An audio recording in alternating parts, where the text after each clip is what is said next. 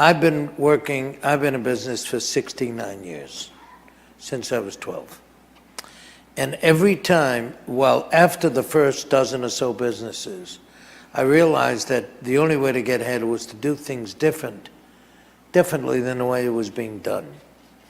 And then I came to learn, which I finally learned at my ripe young age, that if you do things differently, success will follow you like your shadow.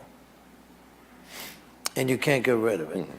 So that's what I did. So people doubted me because people just didn't do what I would do.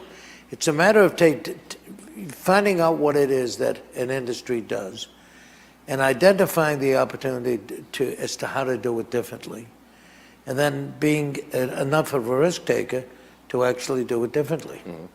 So people doubted me because nobody thought of doing it the way that I did. And nobody had they were satisfied with the status quo, and I'm never satisfied with the status quo.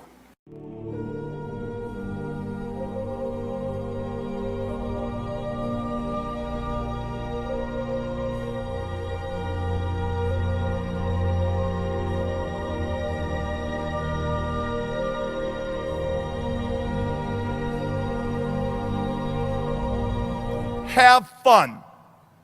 You're not going to have fun every minute of every day. I don't care what job you take, any job you take. I don't care how well rewarded you are. I don't care anything about that. It won't happen all the time, but you better be having fun in what you do.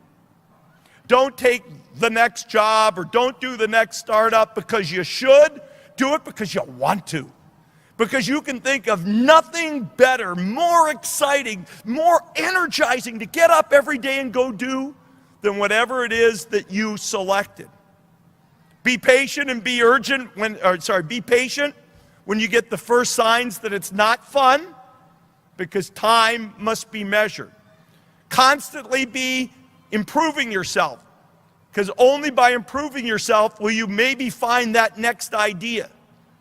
I'm sure there are many people in this audience who'd like to do a startup, and yet the first law of doing a startup is you got to have an idea. But if you're having fun, if you're building capabilities, if you're treasuring your time, if you're building your muscle and being hardcore, the good ideas will come to you.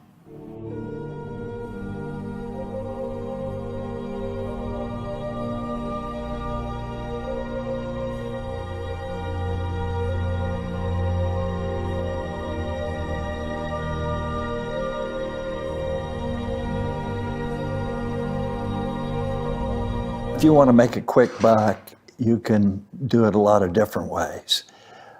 You can cheat somebody, you can misrepresent something, you can go manipulate the political system to get an advantage. But if you want to be successful over a long period of time, I believe you need to focus first of all on creating value for others. And I've had people, well, that's naive, that's utopian. No, it isn't, because why will the customers want to pay you anything over a long period unless you're creating value for them? Why would your employees want to work for you? Or if they didn't have any alternative, why do they want to give their best efforts? Why do they want to get excited? Why would they wake up at night with ideas? If you're in a community, a plant in a community, unless you're creating value for that community, why would the community want you there? If you're polluting and hurting people and not contributing anything to the community. So long-term success starts with being dedicated to creating value for others. It's not altruism. It's my whole philosophy is to have a system of mutual benefit, where both parties gain, a society based on win-win.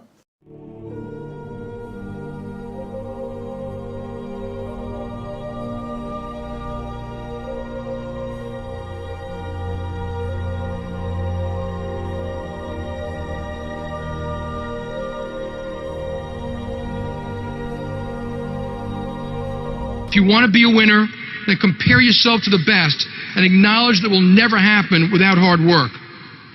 Abe Lincoln used to say, good things may come to those who wait, but only those things left by those who hustle.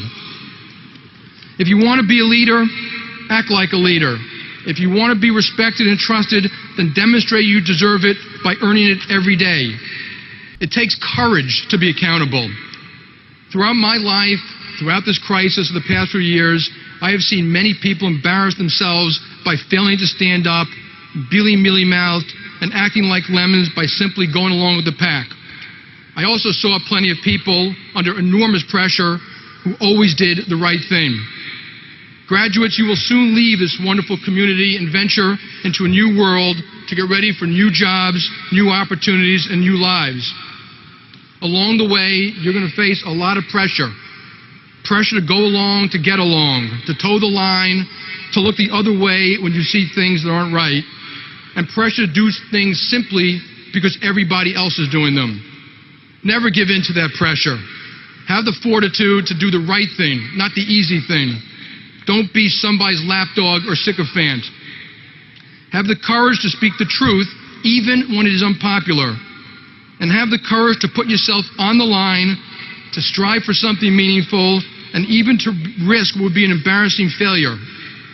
I think Teddy Roosevelt understood this nearly a century ago when he said, and I quote, "It is not the critic who counts, not the man who points out how the strong man stumbles, or where the doer deeds could have done them better.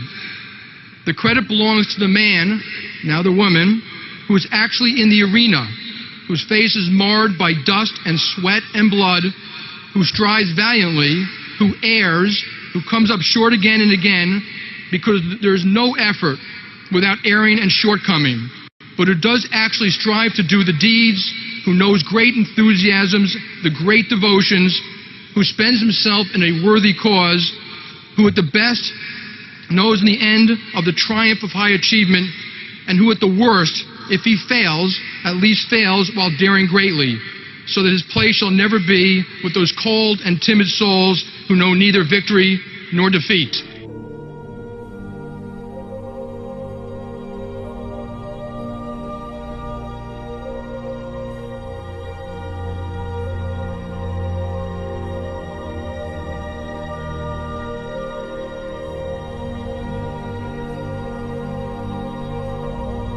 The only thing that you can control that influences success in life is how hard you work, how honest you are, and how well you deal with others. You can control those variables. You can't control how lucky you are, although the more you work, the luckier you get. You have no influence on the intellectual capabilities that God did or did not give you, but you can work as hard as possible. You can be scrupulously honest so that people respect you, and you can get along with others because nobody does anything by themselves. Did you have to pay a price, though? You personally? Well, I think that everything is an either-or. There is a price in everything. You can study or you can go out and play. You can defer to others or you can try to hog the credit. You can be honest and suffer the consequences, or you can lie, cheat, and steal, and short-term, maybe even advance.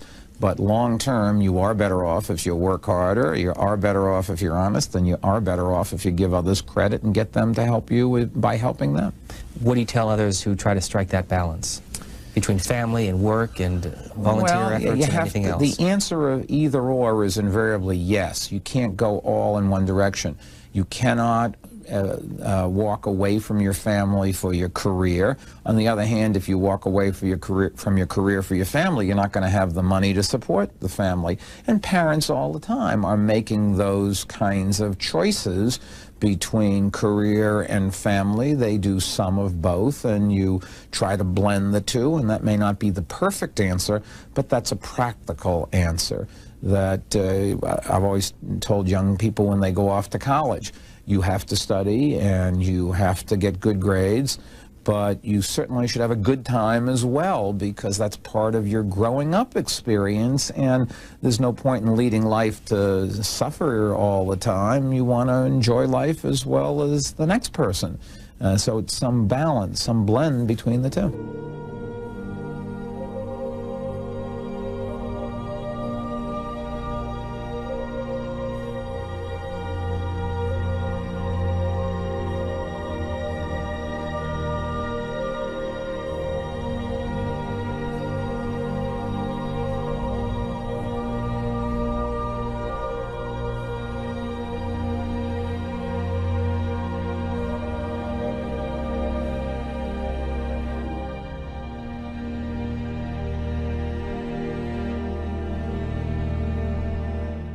Mr. Carnegie, you have stated in previous interviews that there are no limitations to mental capacity except those an individual sets up in his own mind. And you have explained this by saying that defeat can be converted into a priceless asset if one takes the right attitude toward it. Will you now explain what is the right attitude? First of all, let me say that the right attitude toward defeat is that which refuses to accept it as anything more than temporary. And this is an attitude that one can best maintain by so developing his willpower that he looks upon defeat as a challenge to test his mettle. That challenge should be accepted as a signal that has been deliberately hoisted to inform him that his plans need mending. Defeat should be looked upon in precisely the same manner that one accepts the unpleasant experience of physical pain, for it is obvious that physical pain is nature's way of informing one that something needs attention and correction. Pain, therefore, may be a blessing and not a curse. The same is true of the mental anguish one experiences when overtaken by defeat. While the feeling is unpleasant, it may be, nevertheless, beneficial, because it serves as a signal by which one may be stopped from going in the wrong direction. I see your logic, but defeat sometimes is so definite and severe that it has the effect of destroying one's initiative and self-reliance. What is to be done in such a circumstance? Here is where the principle of self-discipline comes to one's rescue.